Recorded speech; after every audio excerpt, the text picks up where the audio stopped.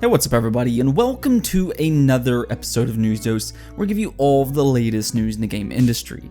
This past weekend was a bit interesting. HalfLife, you know that old PC first-person shooter game that everybody's been badgering Valve to make episode 3 for like the last 10 years? Well, there may be another installment in the franchise after all, so we will discuss that. As well as Pokemon Sword and Shield cells came out, and it may surprise a few people. And then there is PlayStation 5 that continues to trickle out more and more information. There is a few other things to discuss as well, so stay tuned for all that, but first let's talk about Half-Life, because people have been dreaming of Valve making another Half-Life for about a decade now, and I even put it on the top 15 games that need to return. See, at the time of Half-Life's release, it was widely considered to be the best first-person shooter on the market, alongside none other than Halo. But oddly, Valve just kind of let Half-Life vanish into the sunset, even though so many people just love this franchise. And even more strange, Valve has kind of strayed away from big releases in the last few years. Now with that said, one thing Valve has been focusing on is virtual reality, as they recently released the Valve Index, and if the rumor is true, we may be hearing about a Half-Life virtual reality game here soon, by the name of Half-Life Alyx, and it will be announced at the Game Awards show on December 12th. Now, I know this may not be what fans want from the Half-Life franchise, as it doesn't sound like it will be the episode 3 that everybody wants so badly, but at least it does show that Valve hasn't completely forgotten about the franchise. And I'm actually kind of curious to see what Valve can do for virtual reality headsets, and this could end up being a really big system seller. I know it's been a while since we've seen one of these games from Valve, but I still do believe they can make great games, and hopefully that translates over to VR. As for the rumor itself, it's apparently coming from the same person who leaked Dota Underlords, which ended up being a thing, so this may actually end up happening.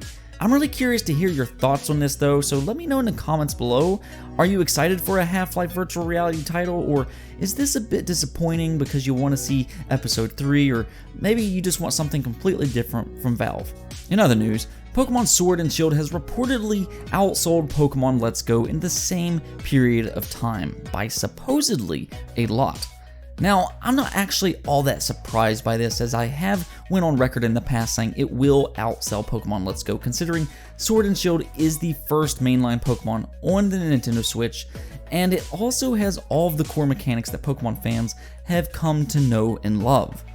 Granted, there has been a lot of controversy that has surrounded Pokemon Sword and Shield, and even now the games are being review bombed on Metacritic, so there has kind of been this negative stigma that has come over the franchise in recent months.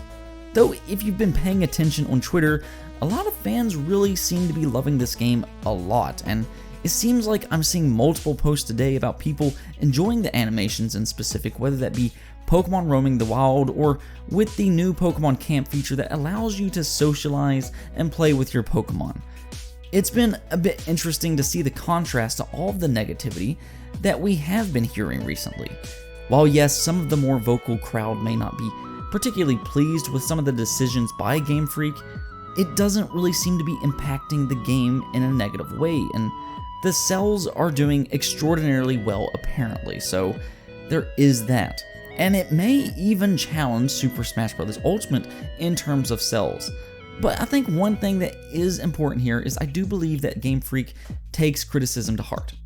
Now, I do want to say something here, because criticism is fine, I have no problem with it, but I do think there is a point when groups can take things too far, and I think we may have seen that with Pokemon this time around. Now that's not to say that you shouldn't criticize the game, I absolutely think you should if you think that they need to fix something, but there is a way to criticize something, and then there's a way not to.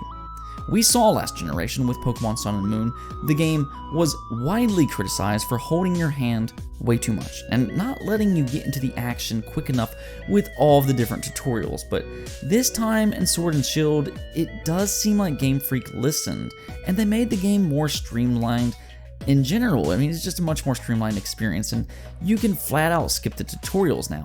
Nonetheless, regardless of all the controversy, so far sales have been extraordinary for Sword and Shield, and it did debut in the UK charts at number 1 for Sword, number 3 for Shield, and number 7 for the combo pack, so great all around. Moving on, we got some more information on the PlayStation 5, and it just seems like little by little news just keeps coming out, and this time we got a few different things to talk about. There was the controller patent that was apparently leaked that looks like it will be the DualShock 5 controller, and there is a few things that we can take away from this picture here. When you first look at it, it doesn't really appear all that different. I mean, it still largely looks the same with the touchpad, which did surprise a few people with the inclusion. I think some people thought that they were going to get rid of that, though I do think it is necessary for at the very least backwards compatible games, because some games like Tearaway did use it. Anyways, though, it no longer has the big light bar on it, which is a positive in my opinion. I never really understood the need for that thing personally, but hey. The analog sticks actually appear to be smaller here, though I don't know why they would do that particularly. Probably the one thing I didn't really care for, but it's hard to tell with just the patent. It also looks like it will have USB-C, so faster charging, and a little bit bigger triggers than the previous DualShock controller. The biggest difference though that I'm noticing is the overall controller just looks a little bit bigger and more bulky. So I think fans of the Xbox controller will really like this, but those who prefer their controllers a little bit on the smaller side probably won't.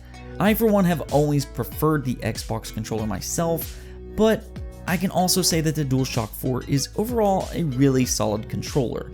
It was a substantial improvement over the DualShock 3, which felt absolutely tiny, and I don't even have big hands.